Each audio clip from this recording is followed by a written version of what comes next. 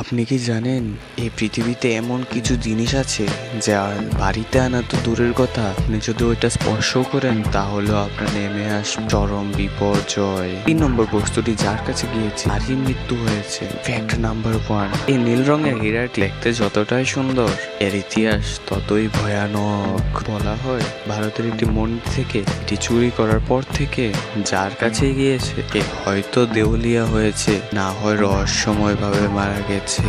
Fact number 2, cinema সেই enable পুতুলটি কিন্তু কাল্পনিক নয়, এটি সত্যি আছে।